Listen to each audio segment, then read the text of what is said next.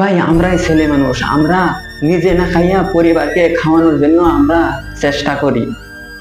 ভাই আমরাই ছেলে মানুষ, আমরা যত কষ্টই না হোক কিন্তু বাড়িতে কষ্ট দেওয়ার জন্য একবারও ভাবি নাই।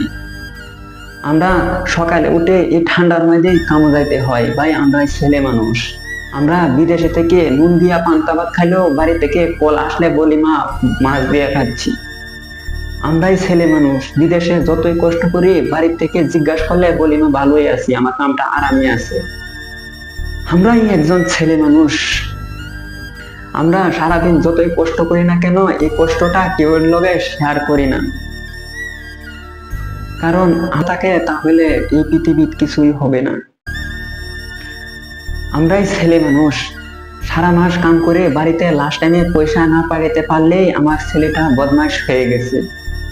কিন্তু সেইটা বুঝেন আমাদের কামের এরিয়াটার মধ্যে কি চলতেছে না চলতেছে সেইটা শুনতে তারা সময়ই নাই, কিন্তু মাস শেষে টাকাটা বাড়ি দিতেই হবে। ভাই আমরাই ছেলে মানুষ, বাড়িতে বউ রেখে অনেক কষ্টতে এসেছে বিদেশ, কিন্তু কিছুদিন পর কল করে শুনি বাড়ির বউটাও আরেকজনের লগে চলে গেছে।